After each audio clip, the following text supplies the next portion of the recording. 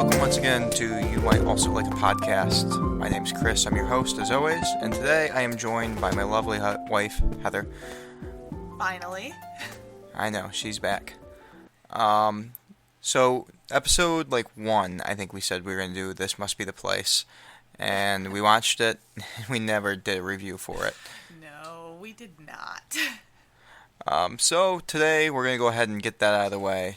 If I haven't already said it, today is June 25th, 2013, and this is our review, finally, for This Must Be the Place, which came out in 2011. It was directed by Paolo Sorrentino, and this stars Sean Penn as a aging rock star, really. Yeah, he's basically dressed up like Robert Smith from The Cure this entire time. And the story's about him, his dad dies, and then he finds out that his dad had been harassing this Nazi war criminal for years, and he goes on this hunt to find this guy. And the story's told through all these vignettes of these people he meets while he's doing it. So, Heather, how did you feel about the movie personally? It's really kind of hard to say. I mean, it was a strange movie, to say the least. It was interesting most of the time, dull sometimes. It was really kind of hard to follow because it would start to have a semblance of a plot and then I'd get lost in some of the other things that it was showing. But I think the key factor for this movie was the cinematography and the different shots they took. I mean, it was one of the most beautifully crafted movies I've ever seen.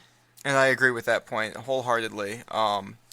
Beautiful, beautiful movie. Whoever made the shot list for this went down, and they carefully crafted every single part of this.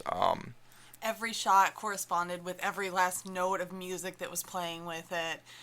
And there was so much. I think the thing was there was so much thought put into every single shot, where it's like that was more what they put their time into than the real storyline.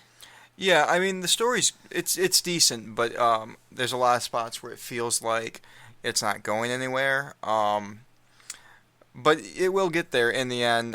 There's a few things I thought were a little confusing. The ending, I guess, is a theme that he grows up at the end, not to ruin everything for you. And it deals with that, dealing with getting older, dealing with mistakes of your past.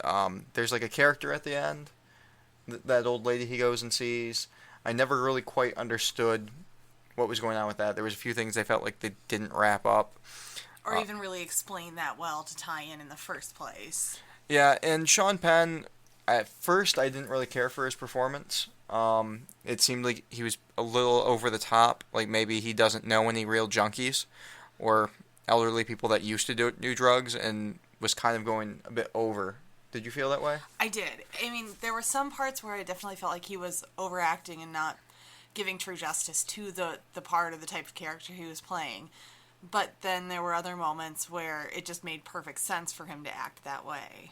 Yeah, there was some. This is good. This is a really good movie. Like I said, it's extremely beautiful, and it's worth watching just for that alone. If there was ever a movie that paints cinema to be art, this could definitely be argued to be one of those. That like a proving movie for that. There also was the dialogue was very interesting. It was strange in a lot of parts and didn't really make much sense, and then didn't really have much bearing on the story. But then there were other lines in there that were just almost had me to tears just for the sentence because it was so profound and I wasn't expecting it. My favorite of these was there was one point where he says, there's a point in life where we go from saying this is what my life is going to be to saying that's life. Yeah, some beautifully written dialogue in it. Like I said, it's not the whole movie. There's definitely parts where you're going to find yourself being like, geez, why am I still watching this? But keep through it. As you go through the movie, you're going to run into these just wonderful, wonderful parts. One of those parts would be they went to a Gabriel Byrne show, which is the lead singer of the Talking Heads, and he's got a small part in the movie. He makes a cameo. Really good, well done. He does a song in it too. It was really nice. It was a nice touch. Yeah. And then there was some very creative things that go on after that. So, I believe Netflix said we were going to give it almost a 5-star. 4.5 or so. Yeah, we accidentally rated it before we knew we were doing a podcast or were paying attention to what we were doing. How many stars would you say you'd give it? For storyline and entertainment value, I'd say maybe a 3.5. But just for pure beauty and cinematic genius, I'd give it like 4.5. Yeah, I'd go up to 4.5. Like I said, that story is the only thing that really kind of gets me, and it's not a bad story. It's just kind of told through those vignettes, and that kind of sometimes doesn't work out so great in some spots, and other spots it works out wonderfully.